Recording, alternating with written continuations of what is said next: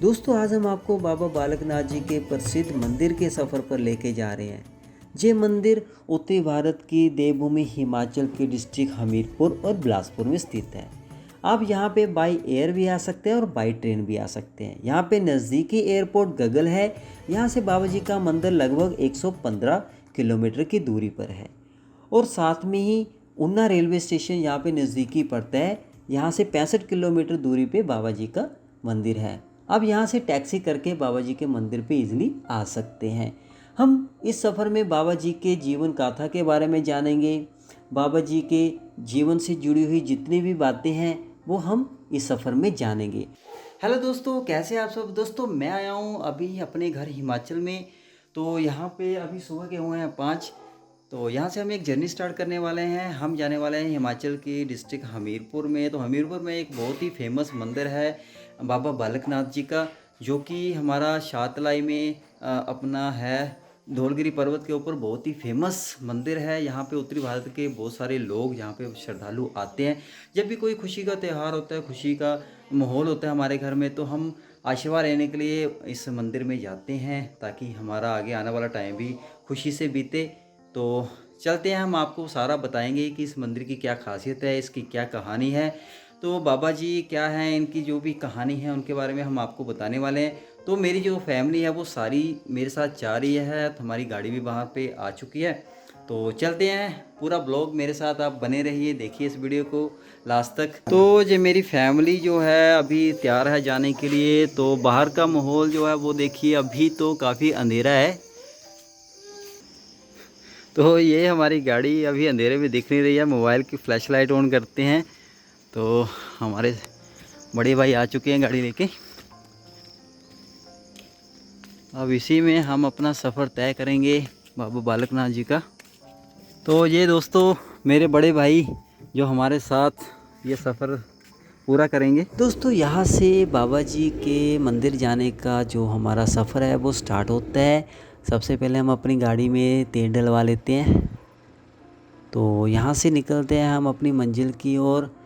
थोड़ी दूर चलने के बाद हमें दोस्तों ये एक चौक मिलता है। ये जो चौक है इसकी ख़ास बात ये है कि ये एक मोरपुर चौक है। यहाँ से हम चिंतपूर्णी, ज्वालाजी, कांगड़ा, बैजनाथ की तरफ निकल सकते हैं और साथ में यहाँ से हम जो है पंजाब में एंटर कर सकते हैं। यहाँ से होशियारपुर, जलंधर, लुधियाना की ओर आप इजीली जा सकते हैं। तो ये जो सीधा रोड है दोस्तों ये ऊना की ओर निकलता है। यहाँ से नंगल और हमारा दिल्ली चंडीगढ़ रोड ये आता है। तो मोरपुर से 6 किलोमीटर दूरी पे जगह पड़ती है दोस्तों ये अम्ब। तो ये जो अम्ब चौक है यहाँ से बाबा जी के मंदिर के जाने के लिए हम सीधा ऊना रोड पे बढ़ते हैं। तो हमें जाना है सीधा ऊना वाली साइड। तो इस रोड पे सीधे चलते जाना है हमें। तो यहाँ से जो ऊना है कोई ज़्यादा दूर नहीं है। तो यहाँ पे हमें कोई आधा घंटा लगेगा यहाँ जाने के लिए, क्योंकि हम अपनी गाड़ी से जा रहे हैं। तो कोई अपना 20 से 25 किलोमीटर का ये सफ़र है। ये जो दोस्तों जगह पड़ती है ये है एक चिलेड़ा। अगर आप होशियारपुर से ऊना की ओर आते हैं तो आप यहाँ से डायरेक्टली चिलेड़ा होते हुए ऊना में एंटर कर सकते हैं।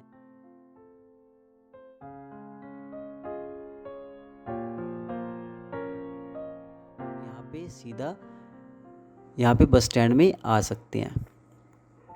यहाँ पे बहुत ही बड़ा जो इंटरनेशनली बस अड्डा है।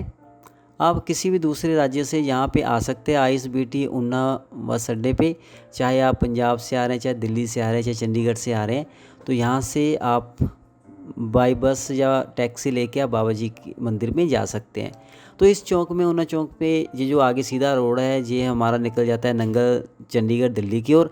तो हम सीधा यहाँ से हमीरपुर रोड पे एंटर कर रहे हैं। दोस्तों यहाँ से जो हमारा सफ़र है बाबा बालकनाथ जी के मंदिर का वो लगभग 65 किलोमीटर का है। तो यहाँ पे हम सीधे रास्ते पे चलते जाना है हमें और कहीं नहीं यहाँ पे टर्न करना है। अब जानते दोस्तों बाबा जी के बारे में कुछ महत्वपूर्ण बातें। कहा जाता है कि बाबा जी ने हर युग में जन्म लिया। वे सतयुग में संकट के रूप में और त्रेता में कोल के रूप में और द्वापर में महाकोल के रूप में प्रकट हुए थे। द्वापर युग में बाबा बालकनाथ भगवान शिव से मिलने की इच्छा से कैलाश धाम की ओर जा रहे होते थे। तो रास्ते में उनकी मुलाकात एक वृद्ध महिला से होती है, जिन्होंने बाबा जी से वहाँ जाने का कारण पूछा।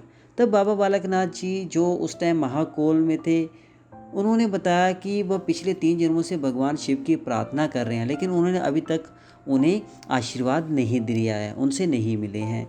तब वृद्ध महिला ने उनसे कहा कि भगवान शिव से मिलना इतना आसान नहीं है, उन्हें कुछ असाधारण करना होगा। तब बाबा जी ने उनसे पूछा कि उन्हें क्या करना चाहिए। तो उन्होंने बताया कि वे मानसरोवर के पास कैलाश की तटहली में खड़े होकर प्रार्थना करनी चाहिए। कभी कभी वहाँ माता पार्वती स्नान करने के लिए बाबा बालकनाथ जी ने उन वृद्ध महिला के साथ वहाँ पे 12 घड़ी खड़े होके बातें करी और उनकी बातें मान के वे मानसरोवर की ओर चल दिए। जैसा उन्होंने उन वृद्ध महिला से सुना था, उन्होंने जो सलाह दी थी, वैसा ही उन्होंने किया। अतः भगवान शिव प्रसन्न हुए और उन्हें कलयुग में प्रसिद्ध होने का आशीर्वाद दिया और बालक यानी कि युवा होने का भी उन्हें वरदान दिया। वे हमेशा ही बाल रूप में रहेंगे। द्वापर युग में महाकोल का जन्म कलयुग में कठियावाड़ में नारायण, विष्णु और लक्ष्मी के घर में हुआ। माता पिता ने उनका नाम देव रखा। देव बचपन में बहुत धार्मिक थे और वह हर समय प्रार्थना करते रहते थे। उनके माता पिता फिर उनकी शादी करने की कोशिश की ताकि वे घर छोड़ के ना जा सके। देव इसके लिए तैयार नहीं थे। जब उन पर विवाह का दबाव पड़ने लगा तो उन्होंने घर छोड़ दिया और परम सिद्धि की खोज में गिरनार पर्वत की ओर चले गए। जूनागढ़ में उनकी मुलाकात स्वामी दत्तात्रेय से होती है। वहीं स्वामी दत्तात्रेय के आश्रम में उन्होंने दिव्य ज्ञान प्राप्त किया और वे सिद्ध के रूप में उभरे। जैसा कि भगवान शिव ने उन्हें आशीर्वाद दिया था कि उन पर उम्र का कोई भी प्रभाव नहीं पड़ेगा, वे एक बच्चे के रूप में ही रहेंगे और बाबा बालकनाथ कहलाएंगे। दोस्तों, जिस रास्ते में हम यहाँ पे बढ़ रहे हैं, ये जो रास्ता है ये उन्ना से हमारा बड़सर होते हुए बाबा बालकनाथ की ओर जाएगा। ये अगर आप इस रास्ते में सीधे बढ़ते रहते हैं तो ये जो रास्ता है ये हमीरपुर की ओर जाता है। यहाँ से आप मंडी की ओर भी जा सकते हैं। मंडी, सुंदरनगर आप जाना चाहते हैं तो यहाँ पे, तो यहाँ से अभी लगभग कोई 20 किलोमीटर की दूरी पर बड़सर नाम का जगह पड़ती है। तो बड़सर के लिए हमें टर्न करना है। तो ये जो हरे भरे रास्ते हैं दोस्तों, बाबा जी की मंदिर की ओर, उनकी मंजिल की ओर ले जाते हैं। तो इन रास्तों का जो हरा भरा रास्ता है, इसका लुत्फ़ उठाते हुए हम इस रास्ते पे बढ़ रहे हैं। बिल्कुल शांत रास्ता है, यहाँ पे कोई भी पोल्यूशन, कोई भी यहाँ पे ट्रैफिक नहीं होता। आप इजीली यहाँ पे जा सकते हैं। तो यहाँ पे हम एंटर करने वाले हैं कुछ देर में बड़सर में। दोस्तों, बाबा जी के बारे में और भी बहुत सारी बातें हैं, जिनमें से बाबा जी की शाहतलाई नाम की जो जगह है, यहाँ पे हम सबसे पहले जाएंगे। शाहतलाई बाबा जी की तपोभूमि है, कर्म भूमि है। वहाँ पे उन्होंने गोरखनाथ जी से भी काफ़ी बातें करी, वहाँ पे उन्होंने साधना करी। तो उनकी शाहतलाई की जो जर्नी रही उसके बारे में हम जानेंगे। तो ये जो दोस्तों चौक है, हमें यहाँ से राइट मुड़ जाना है, क्योंकि अब सीधे अगर लेफ़्ट जाते हैं तो वो सीधा रास्ता हमीरपुर की ओर निकल जाता है और मंडी की ओर निकल जाता है। तो हमें राइट लेना है यहाँ बड़सर से। तो ये हम सीधे निकलेंगे शाहतलाई की ओर। यहाँ से बाबा जी का मंदिर लगभग 12 किलोमीटर की दूरी पर है। दोस्तों, ऐसा माना जाता है कि बाबा जी सूर्य ग्रहण के समय कुरुक्षेत्र से बछेड़ू महादेव आए थे। यहाँ वे संतों के साथ आए थे। इसके बाद बाबा जी शाहतलाई आए। यहाँ वे रत्नोमाई से मिलते हैं। द्वापर की वृद्ध महिला का प्रतीक वही रत्नों जिन्होंने महाकोल बाबा जी का मार्गदर्शन किया था, ये वही रत्नोमाई थी। द्वापर युग में उनके लिए किए गए कार्यों की भरपाई करने के लिए बाबा जी यहाँ रत्नी माई के पास आते हैं और उनकी गौएं चराते हैं, जिसके बदले में माता रत्नो उन्हें लस्सी व रोटी दिया करते थे। तो हम उसी शाहतलाई में एंटर करने जा रहे हैं। यहाँ पे बाबा जी बट वृक्ष के नीचे तपस्या किया करते थे और माता रत्नों की गौएं चराया करते थे। तो अभी हम जो है शाहतलाई में एंटर कर चुके हैं, ये वही स्थान है। तो यहाँ पे बाबा जी का वो भक्ति वाला स्थान है और साथ में यहाँ पे उन्होंने लस्सी रोटी जहाँ पे रखी है उसके स्थान की बात करेंगे। तो ये टैक्सी स्टैंड है दोस्तों शातलाई का। तो दोस्तों हम यहाँ पे 2.5 घंटे का सफ़र तय करके पहुँचे हैं शातलाई में। तो ये शातलाई का टैक्सी स्टैंड है, आप मेरे पीछे देख सकते हैं। दोस्तों यहाँ पे बाबा जी का गरना मंदिर 500 मीटर की दूरी पर है। यहाँ पे बाबा जी भक्ति किया करते थे। गरना जाड़ी मंदिर बाबा जी माता रत्नों की गऊँ चराते थे और वो विश्राम किया करते थे। और यहाँ पे गोरखनाथ जी का मंदिर भी है। तो सबसे पहले हम जो है बाबा जी के उस स्थान में जाएंगे। यहाँ पे लस्सी और रोटी थी और यहाँ पे बट वृक्ष जिसके नीचे बाबा जी अपनी साधना किया करते थे।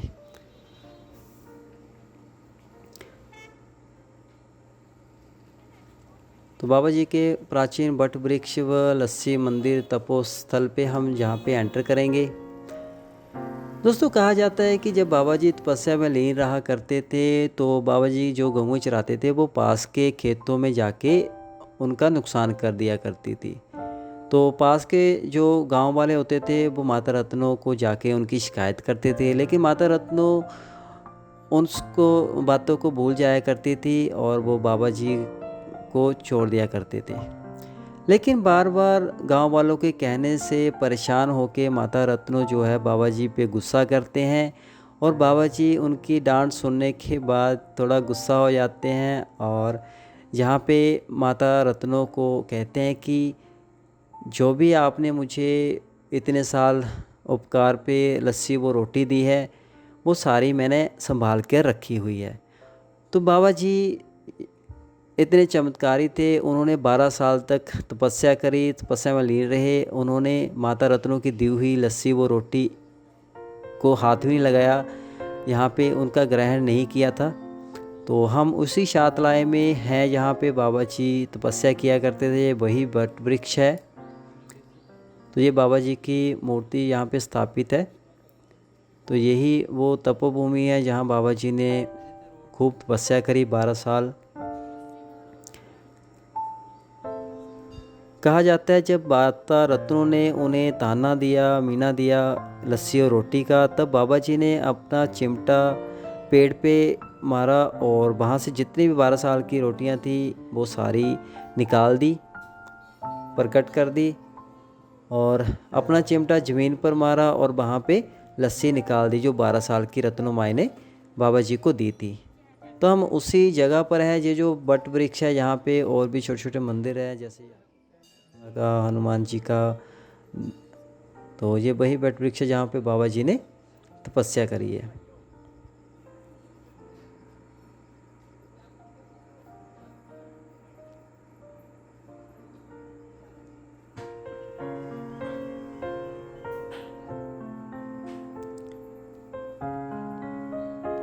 यहाँ पे बाबा जी के साथ गोरखनाथ और साथ में छोटे छोटे और भी मंदिर बने हुए हैं।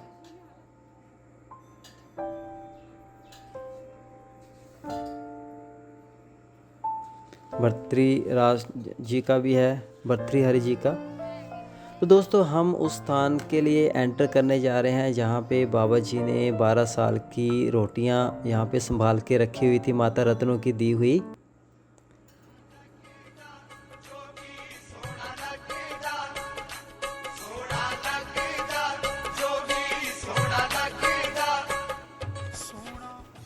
तो यहाँ पे बाबा जी के छोटे छोटे मंदिर बने हुए हैं, मूर्ति स्थापित है। यहाँ पे गूगा पीर का मंदिर भी है। कहा जाता है यहाँ की जो बबूता है वो लोग अपने घर पे लेके जाते हैं, तो जितने भी जहर वाली चीज़ें होती हैं, फुंसी फोड़ा, वो ठीक हो जाते हैं। पशुओं के पैर से जुड़ी हुई बीमारी यहाँ पे ठीक हो जाती है। ये वही स्थान है दोस्तों यहाँ पे बाबा जी ने 12 साल की रोटियाँ संभाल कर रखी हुई थी माता रत्नों की दी हुई। माता रत्नों के कहने पर ही बाबा जी ने पेड़ पे चिमटा दे मारा था और यहाँ पे जितनी भी 12 साल की रोटियाँ थी वो यहाँ पे निकाल दी थी। बाबा जी इतने भक्ति में लिए रहते थे कि उन्होंने कभी भी इनका ग्रहण ही नहीं किया।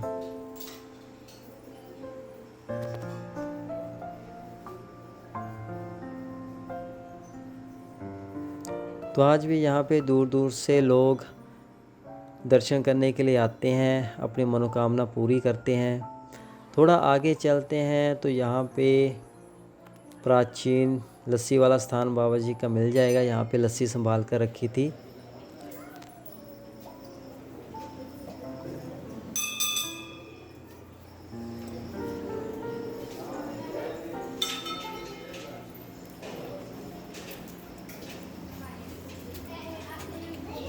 तो यहाँ पे बाद में यहाँ पे और भी मंदिर छोटे छोटे बने हैं। जैसे यहाँ पे भगवान शिव का मंदिर बना हुआ है।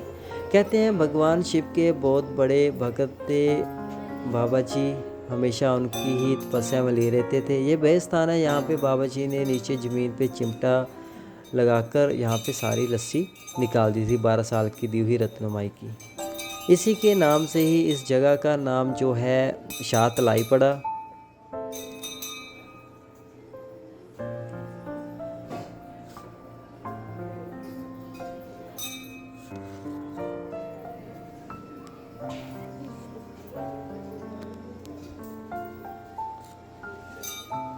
आज भी इस स्थान को शाहतलाई के नाम से जाना जाता है, क्योंकि बाबा ने यहाँ पे 12 साल की रोटियाँ और रत्नमाई से दी हुई जो भी लस्सी थी वो यहाँ पे संभाल कर रखी थी। इसी के साथ बाबा जी का यहाँ पे धूना भी स्थित है और यहाँ पे गोरखनाथ जी का मंदिर भी है, भर्तृनाथ जी का मंदिर। लोग यहाँ पे आशीर्वाद लेने के लिए आते हैं, दूर दूर से यहाँ पे दर्शन करने के लिए आते हैं। तो यहाँ पे एक धूना भी स्थित है बाबा जी का।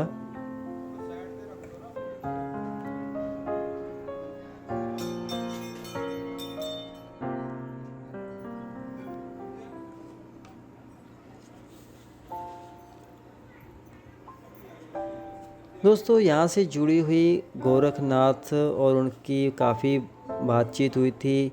गोरखनाथ जी यहाँ पे बाबा बालकनाथ जी के पास आए थे और उन्हें अपना भक्त बनाने की बहुत सारी कोशिश करी थी। यहाँ से लगभग आधा किलोमीटर पास में ही गरना झाड़ी की ओर हम जाएंगे। यहाँ पे बाबा जी ने अपना धूना स्थापित किया था।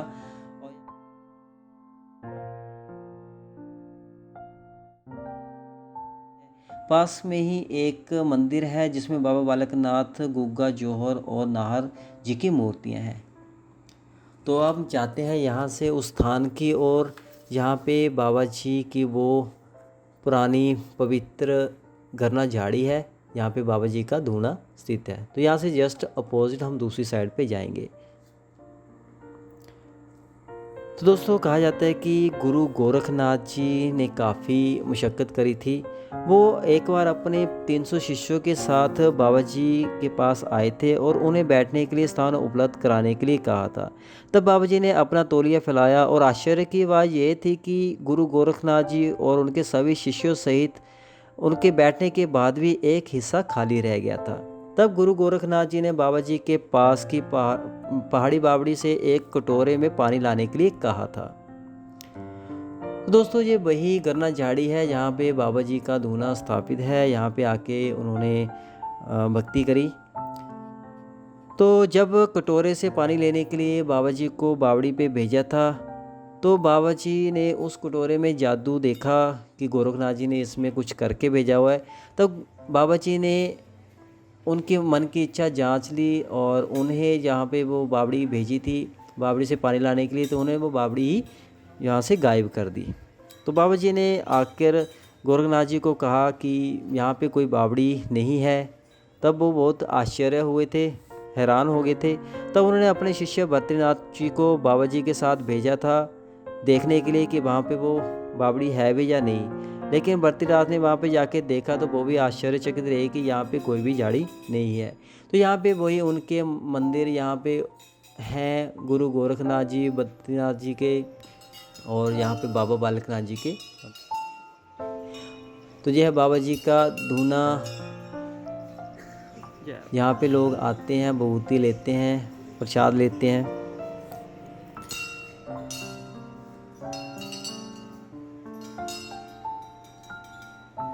तो जब दोस्तों बाबा जी के बारे में भर्तृनाथ ने आके गुरु गोरखनाथ जी से कहा कि वहाँ पे कोई बावड़ी नहीं है, तो बाबा जी ने अपने दूसरे भक्त भैरवनाथ जी को पानी लाने के लिए बद्रीनाथ जी को लाने के लिए भेजा, तो वो भी इस काम में असफल रहे थे। उसके बाद गोरखनाथ जी ने बाबा जी से उन्हें दूध पिलाने के लिए कहा था, तो बाबा जी ने एक दूध न देने वाली बांझ गाय को बुलाया था। तो बाबा जी ने जैसे ही उस गाय को थपथपाया था, तो आश्चर्य की बात यह है कि कटोरा भर के उसमें दूध दे दिया था। तो गुरु गोरखनाथ जी और उनके शिष्यों ने दूध पीने के बाद भी उस कटोरे में दूध बच गया। तो ऐसे बहुत सारे बातें हुई, बहुत सारे वाक़ये हुए जो बाबा जी और गुरु गोरखनाथ जी के साथ हुए थे। तो यहाँ से अगर चातलाई से हम जाते हैं आगे, तो हमें एक जगह मिलती है जहाँ पे बाबा जी का स्थायी निवास कहा जाता है। मोह नाम का एक गांव है जहाँ पे बाबा जी का स्थान है। तो देवटसिद्ध 4 किलोमीटर है यहाँ से देवटसिद्ध नाम की जगह, यहाँ पे बाबा जी का स्थान है। दोस्तों कहा जाता है कि जब शातलाई में ये गोरखनाथ जी के साथ ये सब वाक़ये हुए थे, तो बाबा जी गुस्सा हो के यहाँ से देवटसिद्ध वाली साइड चले गए थे। तो वहाँ पे जाके एक गुफ़ा में उन्होंने अपना स्थान बना दिया था। तो गुफ़ा में पहले से ही एक राक्षस रहा करता था, तो बाबा जी ने उस राक्षस को वहाँ से हटने के लिए कहा और उन्हें बोला कि यहाँ पे मैं भक्ति करूँगा। तो वो राक्षस वहाँ से नहीं हटे। तब बाबा जी ने अपनी भक्ति की शक्ति से उनको विवश कर दिया उस गुफ़ा को छोड़ने के लिए। तब से दोस्तों बाबा जी उस गुफ़ा में लीन रहे, उन्होंने वहाँ पे तपस्या करी। तो हम उसी पवित्र गुफ़ा की ओर जा रहे हैं और उस स्थान को देखेंगे जहाँ पे बाबा जी ने अपना स्थायी निवास बनाया है, और वहाँ पे उनका जो दूना है उनके दर्शन करने के लिए जा रहे हैं। तो दूर दूर से जो संगतें हैं यहाँ पे देखने के लिए आती है। तो बस 4-5 किलोमीटर है शातलाई से, तो हम उस जगह पे पहुँचने वाले हैं। तो ये है दोस्तों ऊपर देवटसिद्ध का चकमोह गांव, जहाँ पे ये देवटसिद्ध मंदिर है, उसका ये टैक्सी स्टैंड है।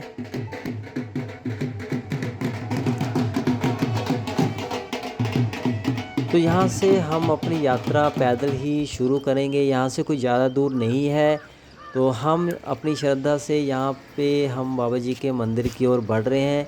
यहाँ पे काफ़ी गेट है जिसकी मदद से आप बाबा जी के मंदिर की ओर जा सकते हैं। तो ये टूरिस्ट गाइडलाइन भी यहाँ पे दे रखी है, और भी यहाँ पे मंदिर है जिस पे आप विज़िट कर सकते हैं। तो हम यहाँ पे गेट नंबर 1 से बाबा जी के दर्शन के लिए एंटर करेंगे। यहाँ से दूर दूर से श्रद्धालु आते हैं इस मंदिर पे माथा टेकने के लिए। तो हम अपना सफ़र यहाँ से शुरू करते हैं बाबा जी के दर्शन हेतु।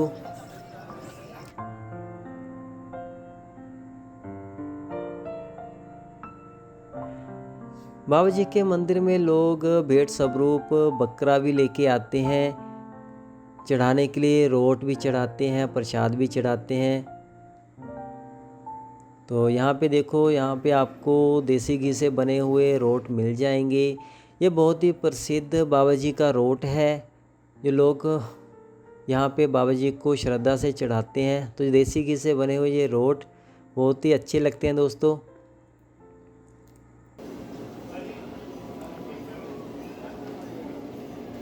तो बाबा जी का प्रसाद आप देख सकते हैं जो यहाँ पे बिल्कुल फ्रेश तैयार किया जाता है। तो यही रोट बाबा जी के लिए हम लेके जाने वाले हैं। तो अपना प्रसाद यहाँ पे पैक करवा लिया है। दोस्तों अगर आप बाहर से विज़िट कर रहे हैं तो यहाँ पे जगह जगह पे सराय भी बनी हुई है बाबा जी के लिए। अगर आप यहाँ पे रहना चाहते हैं तो रह सकते हैं। यहाँ पे कोई चार्जेस नहीं है, बस आप अपनी श्रद्धा के अनुसार यहाँ पे जितनी चाहे 100-250 जितने चाहे आप उनको दे सकते हैं। आपको सिंपल यहाँ पे जाना होगा और यहाँ पे जो भी ऑफिसर होगा उनसे आपको परमिशन लेनी होगी। यहाँ पे बाथरूम अटैच्ड है और आप पूरे परिवार से यहाँ पे रह सकते हैं। यहाँ पे तलाइयाँ दे रखी होती हैं, यहाँ पे आप इजीली रह सकते हैं अगर आप अपने पूरे परिवार के साथ यहाँ पे आते हैं। आपको कोई भी खर्चा नहीं करना पड़ेगा, कोई भी होटल नहीं लेना पड़ेगा। आपको जगह जगह पे ऐसी सराएँ मिल जाती हैं। थोड़ा सा ऊपर चलते हैं बाबा जी के मंदिर की ओर, तो वैसे आपको और भी रास्ते मिल जाते हैं और गेट से, जैसे 2 number gate, 4 number gate, 5 number gate, ऐसे अलग अलग गेट रास्ते दे रखे हैं। तो हम गेट नंबर 1 से यहाँ पे एंटर कर रहे हैं बाबा जी का नाम लेते हुए।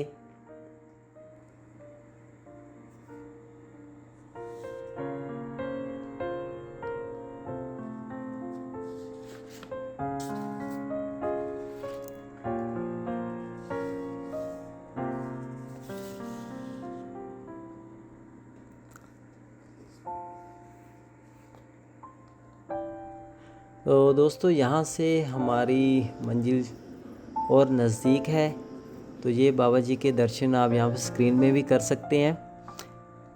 तो थोड़ा और चलने के बाद, अभी तो आज रश नहीं है क्योंकि मेले नहीं लगते हैं। अभी दोस्तों मार्च अप्रैल जून के टाइम में यहाँ पे बहुत सारी भीड़ होती है। तो यहाँ पे हम आगे बढ़ रहे हैं बाबा जी के दर्शन के लिए।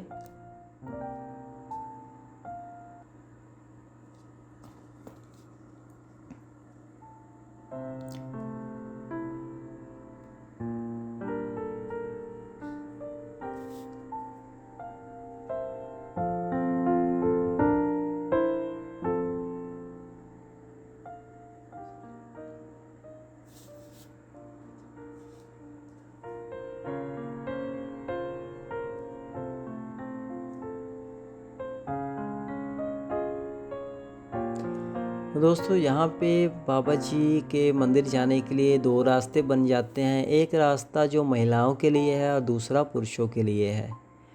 तो जो भी पुरुष है वो अलग हो जाते हैं और महिलाएं अलग हो जाती हैं, क्योंकि बाबा जी एक ब्रह्म योगी थे, एक जो है सिद्ध योगी थे, जो ब्रह्मचार्य का पूरा ख्याल रखते थे। तो यहाँ पे जो बाबा जी हैं उनके दर्शन के लिए महिलाएं उनकी गुफा के पास नहीं जाती हैं, वो कुछ दूरी पर सामने से उनके दर्शन करते हैं, लेकिन जो पुरुष होते हैं वो उनके गुफा से होके हुए आते हैं। तो यहाँ से पास में ही बाबा जी का मंदिर है जिसकी ओर हम बढ़ रहे हैं। यहाँ पे दोस्तों ये चकमोह गांव है, यहाँ पे बाबा जी का स्थायी निवास है। कहा जाता है कि यहाँ पे बनारसी नाम का एक ब्राह्मण अपनी गायों को चराने के लिए इस जगह पे आया था। तो बाबा जी ने उनके सामने प्रकट हुए और बातचीत की। तो ब्राह्मण ने जो थे बाबा जी को अपनी बंजर गायों के बारे में बताया। तो बाबा जी ने पूछा कि उनकी गायें कहाँ हैं। आश्चर्य की बात यह थी कि वहाँ केवल गाय नहीं थे, वहाँ पे शेर और बाघ ही थे।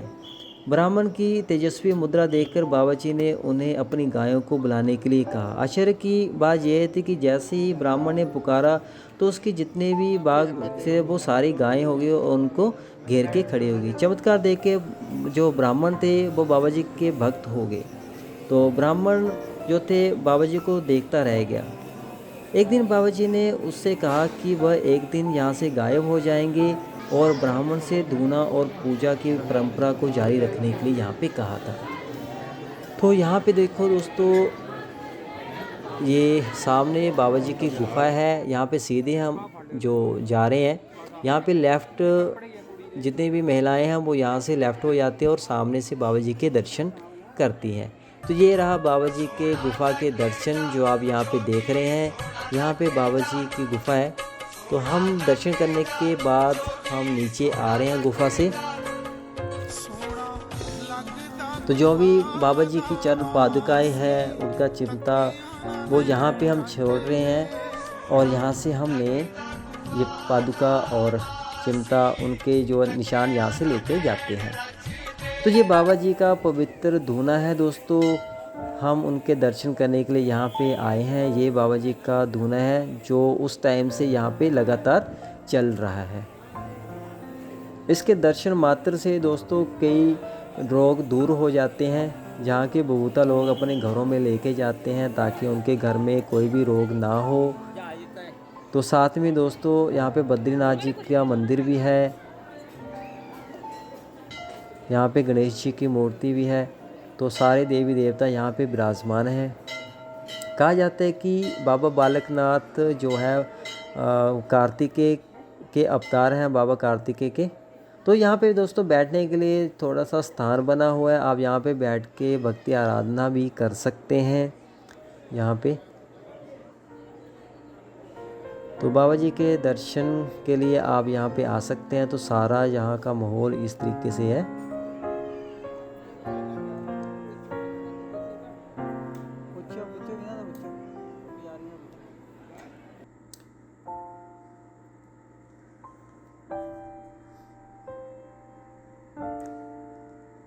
तो हम यहाँ से बाहर की ओर जाते हैं बाबा जी के दर्शन करने के बाद। तो यहाँ पे देखो दोस्तों सराय आपको मिल जाते हैं, यहाँ पे आप सराय में रह सकते हैं, यहाँ पे विश्राम कर सकते हैं।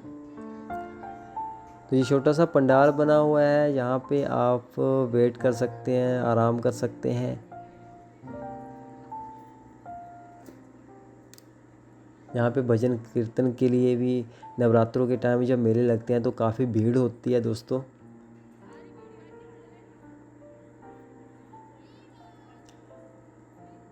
यहाँ पे लोग अपनी श्रद्धा के अनुसार यहाँ पे आते हैं। यहाँ पे मुंडन भी किए जाते हैं दोस्तों, जैसे लोग अपने बच्चों के मुंडन भी यहाँ पे करवाते हैं। तो जस्ट अपोजिट दोस्तों यहाँ पे बकरा स्थल है। जो भी बाबा जी को बकरा चढ़ाए जाते हैं वो यहाँ पे रखे जाते हैं, इनकी सेवा की जाती है।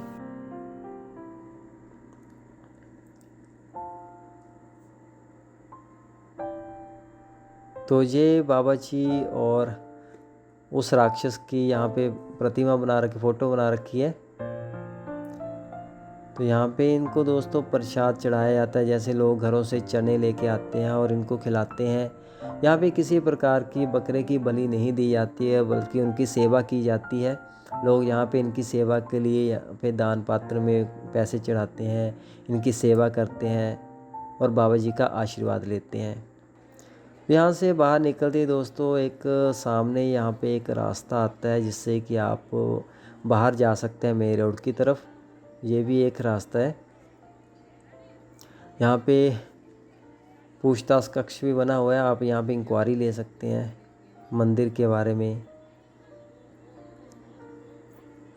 तो अब हमारे जो यहाँ का सफ़र था वो पूरा हो चुका है। अब हम चलेंगे वापस अपने घर की ओर, लेके बाबा जी का नाम। अपनी जो भी आज की टूर था वो कंप्लीट हुआ। जय बाबा बालकनाथ। उम्मीद है दोस्तों आपको ये सफ़र ज़रूर पसंद आया होगा। मेरे साथ आपने बाबा जी के दर्शन किए हैं, उनका सफ़र किया है, उनकी कहानी सुनी है।